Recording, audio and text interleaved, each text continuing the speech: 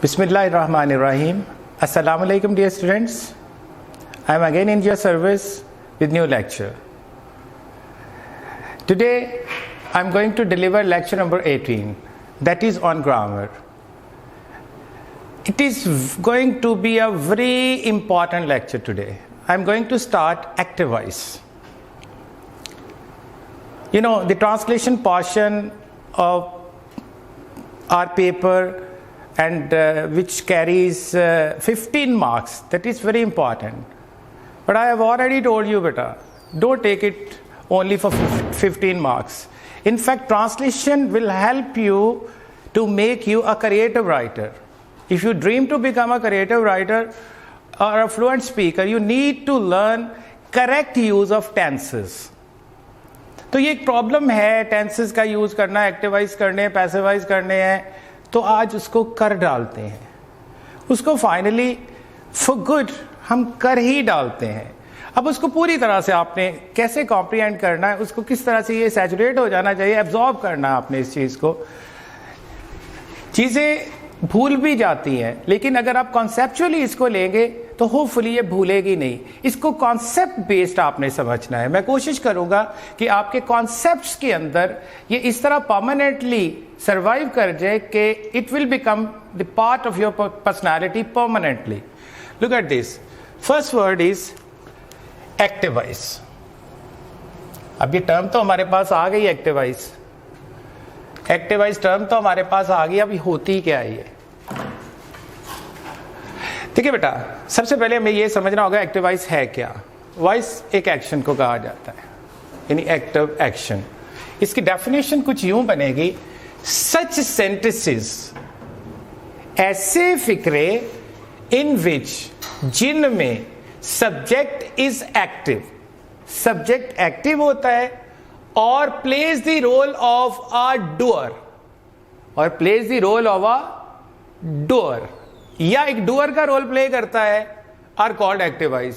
ऐसे सेंटेंसेस को एक्टिवाइज कहा जाता है. इसमें सब्जेक्ट का एक्टिव होना या डूअर का रोल प्ले करना. देखिए, आप पीछे जरा लिंकिंग वर्ब पे जाएं. जब मैंने आपको बताया था कि he is writing an essay, तो वो राइट कर रहा है ना, तो इसने हेल्पिंग वर्ब का रोल किया. He is an essay writer. अब यहां पर ऐसे राइटर है, तो इस क्या कर रहा है? यहां पे वर्ब क्या है? यहां तो वर्ब इनएक्टिव है. इनफैक्ट यहां पर तो ना वो हेल्प कर रहा है, ना किसी एक्शन फॉर्म में है. वहां पर वर्ब ने लिंकिंग वर्ब का काम किया, वो एक स्टेट ऑफ बीइंग को डिस्क्राइब किया. अब एक्टिवाइज वो सेंटेंसेस होते हैं जिसमें सब्जेक्ट सिर्फ डूअर का रोल प्ले करता है, या स्टेट ऑफ बीइंग की कोई सूरत नहीं है.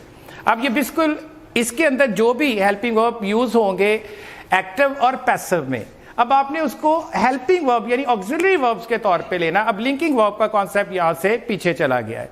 अब यहां पर देखें, ये मैंने दोबारा से बता दूं, such sentences in which subject is active और plays the role of a doer are called active voice. तो फिर आगे आता है एक सवाल है, टेंस. ये टेंसेस क्या होते हैं? What is meant by tense? Tense होता है बेटा जमाना या फेल. किसी जमाने को या उस एक जमाने में होने वाले काम को टेंस कहा जाता है. अब नॉर्मली टेंसेस कितने होते हैं? तो एक प्रॉम्प्ट रिएक्शन आता है 12. सॉरी बेटा, जमाने 12 थोड़ी होते हैं, 3 होते हैं, प्रेजेंट, पास्ट और फ्यूचर. जमाने कितने हुए? प्रेजेंट, पास्ट और फ्यूचर. तो 12 क्या होती हैं बेटा? 12 उसकी टाइप्स होती हैं. अब देखिए, हर जमाने की आगे 4 काइंड्स हैं. अब प्रेजेंट को ही लीजिए. इसकी पहली टाइप है बेटा प्रेजेंट इंडेफिनिट या प्रेजेंट सिंपल टेंस. इस इंडेफिनिट को सिंपल भी बोला जाता है. इसकी दूसरी किस्म होती है प्रेजेंट कंटिन्यूस या प्रेजेंट प्रोग्रेसिव टेंस. तीसरी बेटा होती है प्रेजेंट परफेक्ट टेंस. चौथी है प्रेजेंट कंटिन्यूस या प्रेजेंट प्रोग्रेसिव टेंस. अब इसी तरह से पास्ट में आ जाएं, पास्ट इंडेफिनिट या past simple tense, past continuous या past progressive tense, past perfect tense, past continuous या past progressive tense, past perfect continuous tense या पास्ट परफेक्ट प्रोग्रेसिव टेंस। इस तरह बेटा फ्यूचर पे आ गया। अब हमने 8 डिस्क्राइब कर लिया, अब 4 रह गई हैं। फ्यूचर इंडेफिनिट या future simple tense, future continuous या future progressive tense, future perfect tense, future perfect continuous या future perfect progressive tense. 4 into 3 ये 12, ये 12 टाइप्स हो गई 3 जमानों की। वो इस कॉन्टेक्स्ट में 12 टेंसेस का जो टर्मिनोलॉजी यूज की जाती है वो इस कॉन्टेक्स्ट में है। इनफैक्ट ये राइट टर्मिनोलॉजी नहीं है। टेंसेस 3 ही है, उसकी आगे 12 काइंड्स हैं। बेटा इसको शुरू करने से पहले अब हम यहां से शुरू करते हैं। आज अगर टेंसेस का यूज शुरू करना है तो प्रेजेंट इंडेफिनिट या प्रेजेंट सिंपल से शुरू करते हैं। अब यहां पर बोर्ड पे देखिए, प्रेजेंट इंडेफिनिट या प्रेजेंट सिंपल टेंस, फेल हाल मुत्तलिक या फेल हाल सादा, फेल हाल मुत्तलिक या फेल हाल सादा। अच्छा, किसी भी जमाने को जब हमने ट्रांसलेशन करनी है तो की पॉइंट ये होता है कि हमें उसकी उर्दू में पहचान पता हो। इनफैक्ट अगर हम ईरान में रह रहे होते तो हम पर्शियन होते, हम पर्शियन पढ़ रहे होते तो हमें उसकी पहचान, उसमें ट्रांसलेट कर रहे होते हम इंग्लिश में। अगर हम अरेबिक होते तो अरेबिक लैंग्वेज को हम इंग्लिश में कर रहे होते। डेफिनेटली हम पाकिस्तानी हैं तो उर्दू हमारी नेशनल लैंग्वेज है, तो हमने उर्दू से इंग्लिश करना है। तो इसलिए सबसे पहले पहचान देखनी है ऐसे सेंटेंसेस जो खत्म हो ता है, ती है, ते है वगैरह से। ये ता, ती, ते अकेला आ जाए तो पास्ट परफेक्ट होता है। इसके बाद है या इस तरह की सेंस आना लाजम है। ता है, ती है, ते है वगैरह, है और है वगैरह आना लाजम है। ये प्रेजेंट को शो करते हैं। इसमें बेटा फॉर्म ऑफ वर्ब इसमें प्रेजेंट यानी फर्स्ट फॉर्म यूज होती है, और हेल्पिंग वर्ब इसमें डू और डज, ये 2 यूज होते हैं। अब ये भी हमें देखना है कि किन कंडीशंस में होते हैं। यहां पर मैंने एक एग्जांपल ली है, ये उर्दू में एक एग्जांपल ली, वो गाना गाता है। बेटा एग्जांपल आमतौर पर इंतहाई आसान सेंटेंस की ली जाती है। अगर कोई हम कंपाउंड या कम्प्लेक्स सेंटेंस की यहां एग्जांपल ले ले तो it won't be able to make you guys understand and it won't be possible for you to pick it up. अगर इसको मुमकिन है तो आसान तरीन को सेंटेंस लेना होता है जिससे हम इसकी स्ट्रक्चर को आपको समझा सकें। अच्छा, मैं यहां पर वो गाना गाता है, मैं यहां पर थोड़ा सा रोकता हूं तो फिर हम एक नजर वापस जाते हैं। जरा वापस आइए इधर। प्रेजेंट का मतलब हो गया हाल, टेंस का मतलब हो गया फेल। ये इंडेफिनिट या मुत्तलिक क्या होता है बेटा, ये आपको इसकी सारी केमिस्ट्री समझा देगा। चले इसको समझने के लिए हम इसका ना ब्रेकअप करते हैं। हम इन और डेफिनेट को इसका ब्रेकअप कर दिया। अब ये जो अकेला वर्ड डेफिनेट है क्या मीनिंग दे रहा है, सोचिए। Yes, definite. मैंने कहा ये रेड बोर्ड मार्कर है, आपने कहा डेफिनेटली सर। मैंने कहा is it green, you said definitely it's green. I said is it black, you said definitely. When you are damn sure about anything you said definitely. When you are certain about something you don't have any doubt, you say I'm definite about it. Now I just have 3 board markers. Which one I want to show you, whether black, green or red? Which one is in front of you? Whether black, green or red? No, you are indefinite. No, you are indefinite. तो antonym क्या हुआ बेटा? अब जरा इधर आ जाइए। इसका antonym क्या बना? अगर इसका मतलब यकीनी है तो इसका इंटोनिम इन यहां पर गैर हो गया, इसका उलट हो गया। तो फिर मुत्तलिक का मतलब क्या हुआ? गैर यकीनी। इनडेफिनेट का मतलब क्या हुआ? अनसर्टन, गैर यकीनी हालत। सेंटेंस देखिए, वो गाना गाता है, गा तो रहा है, इसमें क्या गैर यकीनियत है? गैर यकीनियत है। इसमें से कुछ सवाल उठते हैं, क्या इसका जवाब है आपके पास? कैसा गाता है? कब गाता है? कैसा गाता है? अच्छा गाता है, मेलोडियस है, भद्दा है, कोई बाथरूम सिंगर है, वो किस तरह का है? कहां गाता है? दोस्तों में बैठ के, बाथरूम में, अपने बेडरूम में, या कोई प्रोफेशनल सिंगर है? क्यों गाता है? सेल्फ एंटरटेनमेंट के लिए गाता है या प्रोफेशनल गाता है या जस्ट अम्यूजमेंट के लिए? किस लिए गाता है? अब ये मुख्तलिफ सवाल हैं। हो सकता है इनमें से आपके पास किसी एक का जवाब हो कि वो रोजाना गाना गाता है या वो बहुत सुरीला गाना गाता है। अगर एक से ज्यादा आप देने की कोशिश करेंगे इनके जवाब तो कॉमा आ जाएगा। जब कॉमा आएगा सेंटेंस सिंपल नहीं रहेगा, फिर वो कंपाउंड से कॉम्प्लेक्स में चला जाएगा। हमने सिंपल सेंटेंस लेना। सिंपल सेंटेंस कहते हैं जिसका एक सब्जेक्ट और एक प्रेडिकेट हो, और अगर कॉमा आ गया तो सिंपल सेंटेंस की डेफिनेशन तो खत्म हो गई। हम यहां सिंपल सेंटेंस को ले रहे हैं जिसका एक सब्जेक्ट और एक प्रेडिकेट होता है। तो यहां पर हमारे पास सारे सवालों का जवाब देना मुमकिन नहीं होता। किसी एक का जवाब हो सकता है लेकिन फिर बाकी का नहीं मिलेगा। इसका मिल गया, इसका मिल गया, इसका मिल गया, इसका मिल गया, किसी एक का मिल जाएगा लेकिन बाकी फिर रह जाएंगे। ये अनसर्टेनिटी तीनों जमानों में मौजूद होगी, whether it is present, past और फ्यूचर। मुतलकियत की जब बात होगी, इंडेफिनेटिवनेस की जब बात होगी, तो इससे मुराद क्या है? Uncertainty. You are not sure about this thing, that this happened, where, when, how, why, how many times, for what, like this. आप यहां इंट्रोगेटिव हालत में चले जाते हैं। जब ये सवाल उठते हैं तो ये इसकी अनसर्टेनिटी को प्रूव करते हैं। अच्छा बेटा, अब किसी भी सेंटेंस को बनाने के लिए एक सिंटैक्स की जरूरत होती है। सिंटैक्स बेटा कहते हैं वो फार्मूला जिसकी मदद से आप सेंटेंस बनाते हैं।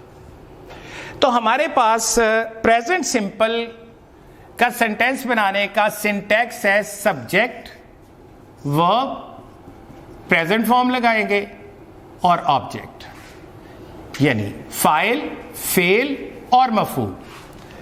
तो यही हम सेंटेंस के अंदर उर्दू में जाते हैं। इसमें फाइल कौन सा है? ये वो सिंगुलर है और मैस्कुलिन है और थर्ड पर्सन है, तो ही हो गया। इसमें जो गाता है ये वर्ब है और जिसको गाता है वो गाने को, ये ऑब्जेक्ट है जिसपे काम हो रहा है। तो यहां पर हमने तीनों को फाइंड आउट कर लिया। अब जरा इधर आइए, ये इधर आइए। यहां पर बेटा मैंने G1 और G2 लिखा है। इसका मतलब है ग्रुप 1 और ग्रुप 2। इसको अच्छी तरह बेटा प्लीज समझिएगा। आपका सेंटेंस पॉसिबली जिन सब्जेक्ट से शुरू हो सकता है वो इसके अलावा नहीं कोई और हो सकते। आपका सेंटेंस या तो फर्स्ट पर्सन सिंगुलर या फर्स्ट पर्सन प्लूरल या सेकंड पर्सन से या थर्ड पर्सन प्लूरल से शुरू हो सकता है, या आपका सेंटेंस थर्ड पर्सन सिंगुलर से शुरू हो सकता है। ये आपके सामने मैंने पॉसिबल सब्जेक्ट्स लिख दिए। आपका सेंटेंस या तो आई से शुरू हो सकता है, वी से, यू से, दे से, या प्लूरल नाउन यानी एक से ज्यादा नाम, या आपका sentence third person singular he, she, it या सिंगुलर नाउन। इसके अलावा कोई ऐसी पॉसिबिलिटी नहीं है, कोई ऐसा पॉसिबल सब्जेक्ट नहीं है जिससे आपका सेंटेंस शुरू हो सके। अब इसके लिखने का मतलब, अब आप ये पहला जो है ये देखें, असर्टिव सेंटेंसेस होते हैं जिसे मुस्बत फिक्रे कहते हैं। हमने मुस्बत फिक्रे का यहां सिंटैक्स ये लिख दिया। आपका अब इस ग्रुप ने आपको क्या बताना है? अगर तो आपका सेंटेंस ग्रुप 1 से शुरू हो रहा है, आई से, वी से, यू से, दे से या एक से ज्यादा नामों से, तो आपने plain first form of verb use करनी है। आपने असर्टिव सेंटेंसेस में क्या करना है? अगर आपका असर्टिव सेंटेंस है यानी मुस्बत फिक्रा बना रहे हैं और वो ग्रुप 1 से शुरू हो रहा है, आई से, वी से, यू से, दे से या एक से ज्यादा नामों से, तो plain first form of verb use करनी, प्रेजेंट फॉर्म। और अगर आपका सेंटेंस थर्ड पर्सन सिंगुलर से, ही, शी, इट या सिंगुलर नाउन से शुरू हो रहा है, तो आपके वर्ब के साथ एस या ईएस का इजाफा होगा, एस या ईएस का इजाफा होगा। अब सवाल यहां पैदा होता है, हमें कैसे पता चलेगा कि किस वर्ब के साथ हमने एस लगाना है और किसके साथ ईएस लगाना है? That's very necessary. बिल्कुल आपका हक है ये जानना, ये पूछना। आपके दिमाग में ये सवाल का पैदा होना एक फर्टाइल माइंड की एक निशानी है। अब इसका जवाब है, आप देखिए, ये जो आपका वर्ब वर्ड है, वो लफ्ज जिसे आप वर्ब के तौर पे इस्तेमाल कर रहे हैं, देखिए वो ओ से तो नहीं खत्म हो रहा, या सी एच पे तो नहीं खत्म हो रहा, या एस एच पे तो नहीं खत्म हो रहा, या डबल एस पे तो नहीं खत्म हो रहा, या एक्स पे तो नहीं खत्म हो रहा। गौर कीजिएगा, जो वर्ब आप यूज करने जा रहे हैं अपने सेंटेंस में प्रेजेंट सिंपल के लिए, क्या वो ओ पे खत्म हो रहा है, सी एच पे खत्म हो रहा है, एस एच पे खत्म हो रहा है, डबल एस पे खत्म हो रहा है, या एक्स पे खत्म हो रहा है? अगर तो वो इन लेटर्स पे खत्म हो रहा है, लाइक ओ से हमने गो बनाया, सी एच से प्रीच, टीच हो गया, एस एच से रश, डबल एस से पजेस, एक्स से रिलैक्स, ये सारे वो वर्ड हैं। अगर आपका सेंटेंस ग्रुप 1 से शुरू हो रहा है, वो तो फिर तय हो गया, फर्स्ट फॉर्म है। अगर आपका सेंटेंस ग्रुप 2 से शुरू हो रहा है, यानी ही, शी, इट या सिंगुलर नाउन के साथ, तो वर्ब के साथ एस या ईएस जरूर आएगा। और अगर इन लेटर्स पे खत्म हो, फॉर एग्जांपल आपका सेंटेंस ओ पे, वर्ड जो ओ पे खत्म हुआ तो ईएस, अगर सी एच पे खत्म हुआ तो ईएस, अगर एस एच पे खत्म हुआ तो ईएस, अगर डबल एस पे खत्म हुआ तो ईएस, अगर एक्स पे खत्म हुआ तो ईएस लगाएंगे। बाकी जितने भी वर्ब हैं उनके साथ सिर्फ एस लगाएंगे। अगर आपका सेंटेंस ग्रुप 2 से थर्ड पर्सन सिंगुलर से शुरू हो रहा है, ग्रुप 2 के थर्ड पर्सन सिंगुलर से, तो डेफिनेटली एस या एस का इजाफा तो होगा। अब ये जवाब मिल गया कि किस सूरत में आपने ईएस लगाना और कब प्लेन एस लगाना है। अब पहले सेंटेंस पे आ जाए, हमारा सब्जेक्ट है यहां ही क्या करता है, गाता है, उसकी इंग्लिश है सिंग, क्या गाता है, सॉन्ग। देखिए मैंने यहां सवालिया एक निशान छोड़ दिया। अब आपने डिसाइड करना है ये आपका सब्जेक्ट किस ग्रुप से है, ग्रुप 2 से है, तो इसका मतलब है एस या ईएस का इजाफा तो फिर होगा। अब डिसाइड करें क्या लगाना है। आपका ये जो वो वर्ड है ओ से तो नहीं खत्म हो रहा, नो, सी एच से तो नहीं खत्म हो रहा, नो, एस एच पे तो नहीं खत्म हो रहा, यस, नो, ठीक कहा आपने, डबल एस से तो नहीं खत्म हो रहा, यस, नो, एक्स पे तो नहीं खत्म हो रहा, एब्सोल्युटली करेक्ट, नो, तो फिर सिंपल एस लगा दें, ही सिंग्स अ सॉन्ग। अब आपने अगला देखा, मैंने फर्स्ट पर्सन सिंगुलर लिया, आए, तो ये किस ग्रुप से है, ग्रुप 1 से। इसका तो पहले तय हो गया कि प्लेन फर्स्ट फॉर्म यूज होएगी, प्रेजेंट फॉर्म, इसमें कोई एस या एस का रौला नहीं है। I sing a song, we group 1 से, we sing a song, you group 1 से सेकंड पर्सन है, you sing a song, they group 1 से, you sing a song, Ahmad and Akram plural noun group 1 से, sing a song, Ali singular noun group 2। सवालिया निशान मिटाइए और sings लगाइए। Ali sings a song, Ali sings a song, Ali is third person singular, she group 2 third person singular, sings a song. Clear? ये आपकी formative sentences जो possible जिन subject से शुरू हो सकते हैं, मैंने इसको आपको एक एग्जांपल इसकी एक्सरसाइज दी। आप देखें, ये थर्ड पर्सन सिंगुलर है तो ऐसा आ गया, ये फर्स्ट पर्सन सिंगुलर है तो फर्स्ट फॉर्म ली, ये फर्स्ट पर्सन प्लूरल है प्लेन फर्स्ट फॉर्म, ये सेकंड पर्सन सिंगुलर प्लूरल इसी में आता है तो फर्स्ट फॉर्म, ये थर्ड पर्सन प्लूरल है तो first form, Ahmad and Akram plural nouns हैं तो first form, Ali, Ali group 2 से थर्ड पर्सन सिंगुलर है तो इसने एस लिया। एस इसलिए लिया कि ईएस वाली कोई शर्त पूरी नहीं कर रहा। शी एस लिया क्योंकि ये ईएस वाली शर्त पूरी नहीं कर रहा, लेकिन एस इसके साथ आएगा। अब आगे आते हैं बेटा नेगेटिव सेंटेंसेस के ऊपर, मनफी फिक्रे। अब उसके लिए सिंटैक्स है हमारे पास, subject, helping verb, adverb of negation, not बेटा, ये होता है एडवर्ब ऑफ निगेशन, ये एक एडवर्ब होता है, नॉट एडवर्ब ऑफ निगेशन लगाएंगे, फिर वर्ब की प्रेजेंट फॉर्म यूज करेंगे और फिर ऑब्जेक्ट लगाएंगे। अब यही सेंटेंस है हमारा, वो गाना नहीं गाता है, सिमिलर सेंटेंस। अब इसका नेगेटिव बनाना है। इसको बनाने से पहले जरा वापस आ जाइए बेटा। अगर तो आपका सब्जेक्ट, आप नेगेटिव सेंटेंस बनाने जा रहे हैं, अब आप नेगेटिव सेंटेंस, मनफी फिक्रा बनाने जा रहे हैं, और अगर वो ग्रुप 1 से शुरू हो रहा है, आई, वी, यू, दे या प्लूरल नाउन से, तो यहां हेल्पिंग वर्ब डू लगेगा, और डेफिनेटली एडवर्ब ऑफ निगेशन तो नॉट ही है। और अगर आपका सेंटेंस नेगेटिव है और ग्रुप 2 से है, थर्ड पर्सन सिंगुलर से है, तो फिर हेल्पिंग वर्ब जो है वो डज आएगा। तो यहां पर देखिए, वो गाना नहीं गाता, तो आपका बेटा ये सब्जेक्ट जो यहां पर है, आप गौर कीजिए, ये है थर्ड पर्सन सिंगुलर। तो अब क्या लेगा ये, इसके साथ अब हेल्पिंग वर्ब क्या आएगा, ग्रुप 2 से है, ये सवालिया निशान मिटाएं तो डज आ जाएगा। ही, अच्छा डज ईएस क्यों आया, देखो ये ओ पे खत्म हो रहा है, डू, ये शर्त दी थी ना, इसलिए ईएस आता है, ये ओ पे खत्म हो रहा है। He does not sing a song. He does not, अब she के साथ लीजिए, ये भी ग्रुप 2 से है, थर्ड पर्सन सिंगुलर है, तो ये भी अपने साथ does लेगी। She does not sing a song. Ali third person singular है, ये भी अपने साथ does लेगा। Ali doesn't sing a song।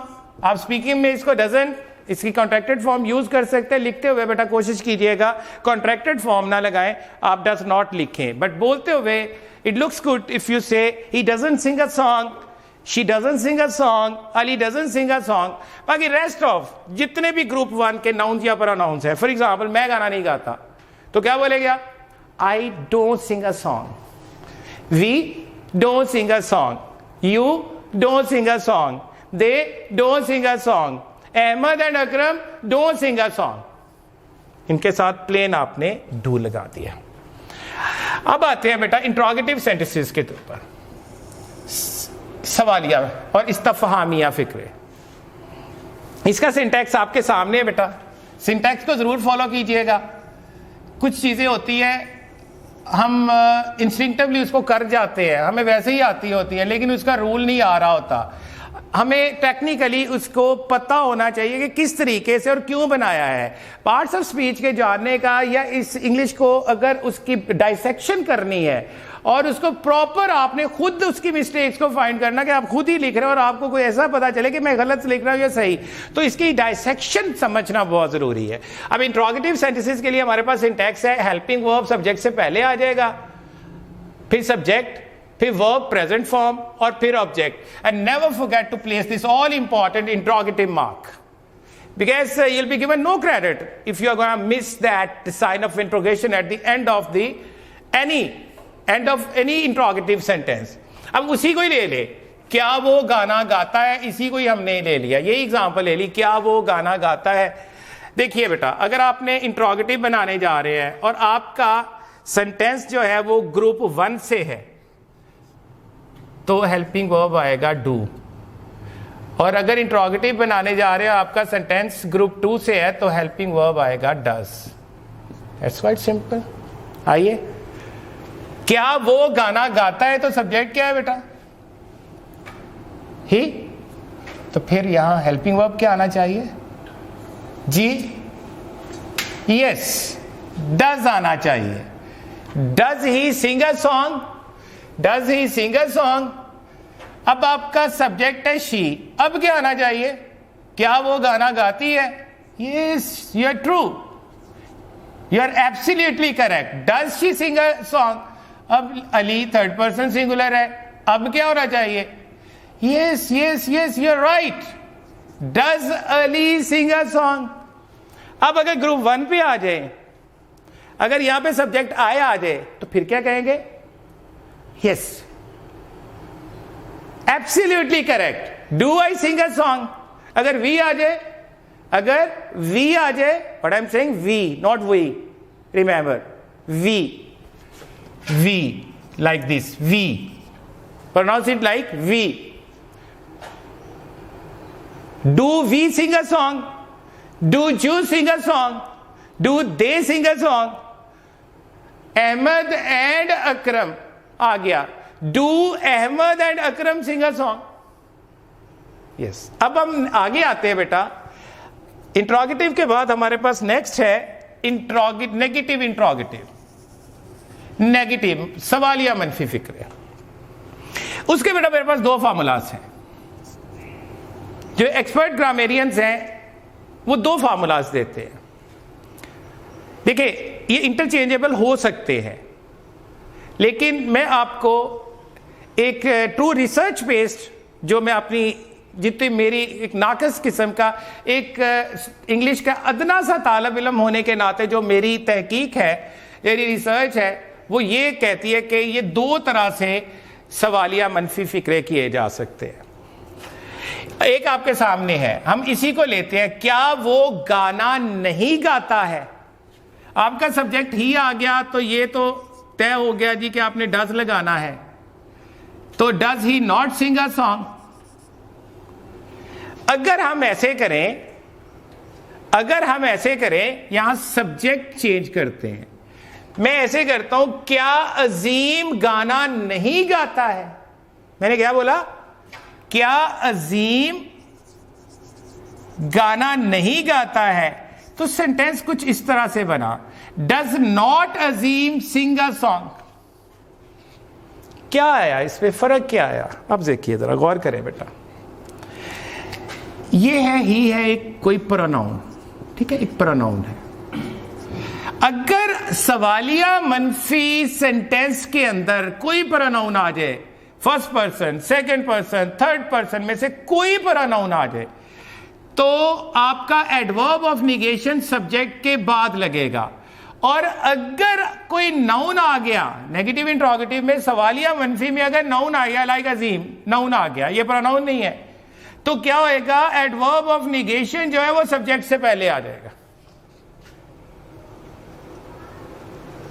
Adverb of negation subject से पहले आ जाएगा। अब दोबारा देखिए, मैं इसको समझा दूं कि अगर आप सवालिया मनफी सेंटेंस बनाने जा रहे हैं और कोई प्रोनाउन आ गया, जैसे वो आया है या ही आया है, does he not sing a song, does she not sing a song, do I not sing a song, तो आपने एडवर्ब ऑफ निगेशन सब्जेक्ट के बाद लगाना है। अगर कोई नाउन आ गया तो एडवर्ब ऑफ निगेशन सब्जेक्ट से पहले आ जाएगा। अब सवाल एक ये पैदा होता है कि अगर हमने ये नॉट बाद में लगा दिया तो क्या गलत हो जाएगा? या नॉट हमने प्रोनाउन से पहले लगा दिया तो क्या गलत हो जाएगा? बेटा मॉडर्न इंग्लिश बिल्कुल आपको अलाउ करती है। लाइक आपको मैं एग्जांपल देता हूं, don't you know about it, don't you know about it. अब नॉट पहले तो आ रहा है यहां, do I know, do I eat meal, do you eat meal. अब देखिए इंट्रोगेटिव सेंस है, लेकिन अब बहुत सारी ऐसी हमारे पास लिबर्टीज आ